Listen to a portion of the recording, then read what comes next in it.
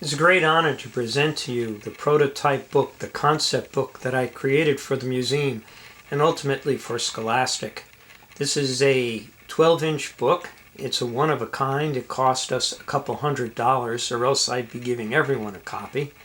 And it's a case where if I'm proposing a book, I don't walk in with a stack of papers. I walk in with a book. So I'm very happy to show you, to present to you our book, The Man, the Museum, the Movement. I did a lot of research on Amazon.com. I did a lot of research in Barnes & Noble.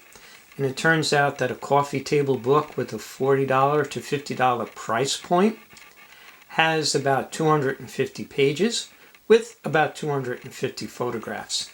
So our book will be heavily visual, and it should be stunning, it should be striking. Above all else, it will be memorable. I can't help but think this book, which my assistant Justin is holding, will not be striking and instantly recognizable to people as they go into the museum bookstore. Justin, can you show us, please, the end papers?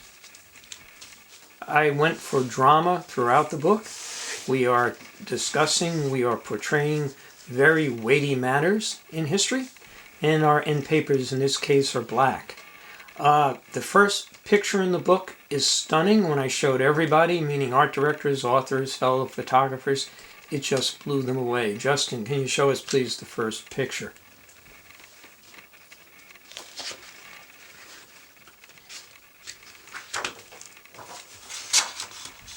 I don't think it gets more striking than this. So here is the first picture as I conceive of in the book. Now what I'd like to do is to tell you a little bit about the idea that I feel all great changes in the world are made by the word. So this book is driven by the words that come from the civil rights movement. And I'm going to show you a few sample spreads of the word as visually driven as probably you can possibly imagine them to be. Justin, can you show me the next spread, please?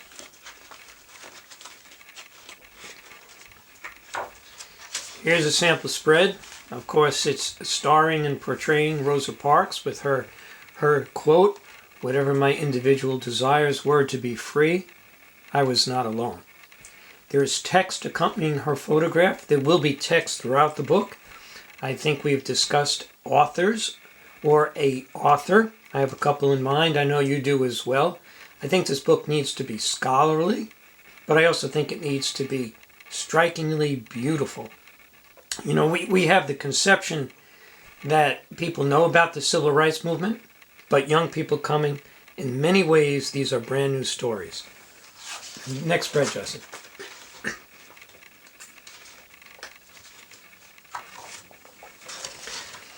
Very somber spread, of course, referring to the assassination. The Lorraine Motel is visited by assassination buffs, perhaps people that are not history buffs or even civil rights buffs. Your outgoing message, when you call the museum, calls it the site of the assassination. So I think definitely a big part of our book has to do about that fateful day. And the way we present it, the way we present everything in this book is that the words are familiar and the pictures are familiar, but you're seeing them in a brand new way and in brand new relationships. It doesn't get better than that. Next spread, Justin, please.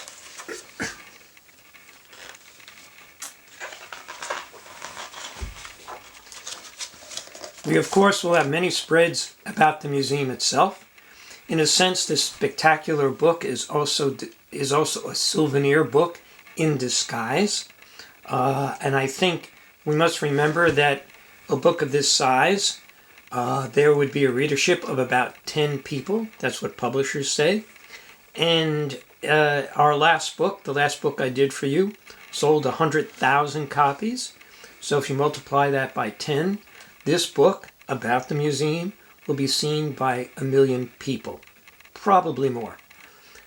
I'd like to also show you now some of the spreads that have to do with our text. Justin, if you would, please.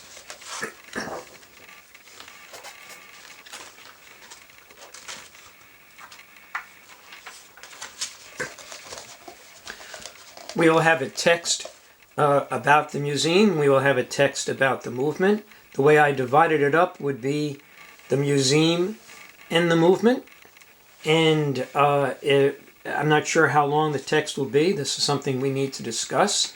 And throughout this text will be pictures of the museum. I have a piece of vellum over the pictures.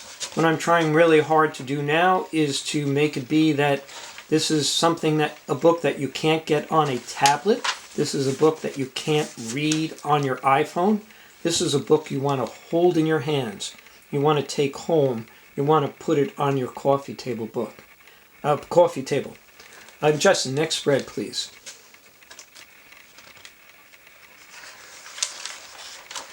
Now we have our section called The Women and the Movement. And this too is a book, is text, be text driven and photo driven. And just in the last section, of course, these are sample spreads. The actual length of these spreads will be determined. But I'm creating, I think, thanks to the vellum, thanks to the illustration, thanks to the glossiness and the weight of this book, I wish you could see it in person, is the idea that we've created a $40 or $50 book that looks like an $80 book. So here we have the section devoted to the women of the movement.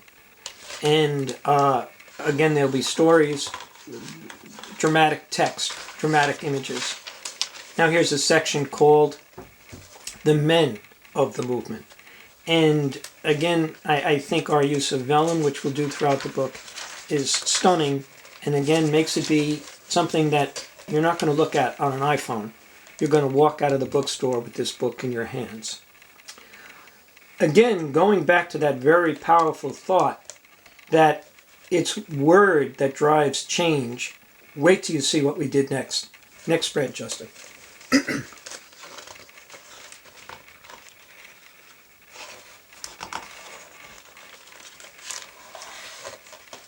I've pulled out a notable person with the Civil Rights Movement, plus an artifacts from the museum and text about the Civil Rights Movement. Abraham Lincoln's text is there embedded on his page.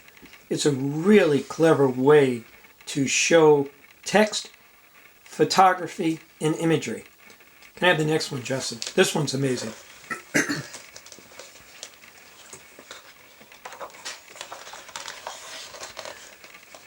The letter. Of course, it's the letter from the Birmingham jail. The text in the handwriting of Dr. Martin Luther King appears embedded over the photo of Dr. Martin Luther King. And of course, we know the story that the letter was taken out of the museum due to the clever use of the lawyer's briefcase. That briefcase sits in the museum. And this particular spread is so stunning. It'll make people want to look at that briefcase, make people want to come to Memphis, make people want to come to your museum. It'll make people want to buy this book so they can take this story, this briefcase, this stunning piece of history home with them. I have one more spread to show you. It's a spread about the motel itself. On the left is a letter. As we know, the city fathers wanted to tear the motel down. It was a disgrace. It was in the wrong part of town. It had fallen into bad repute, disrepair. Thank goodness it was not torn down, or else we wouldn't be having this meeting, this movie, this book today. So the text on the left is someone urging that the motel is not torn down. And again, we have photo, we have text, and we have photos from the museum. Justin, show them the closing picture.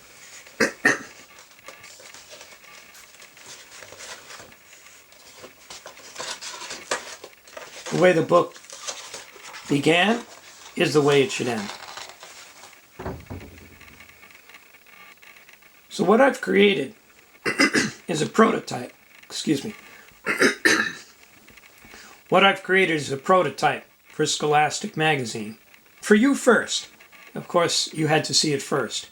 This will go to Scholastic with my written proposal, and it gives them a great idea of the very book we're conceiving. It is a book that is so creative, it deepens the message of the civil rights movement.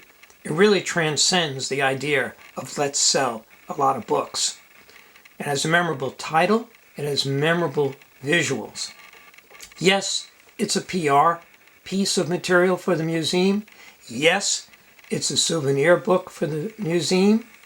Most of all, I think it's a marketing miracle. This book, done right, will outlive me, will outlive all of us, but it will continue the message and the story of the civil rights movement as so beautifully presented in the Civil Rights Museum. Thank you very much for watching this film, and I so look forward to talking to you as soon as you can. Thanks a million.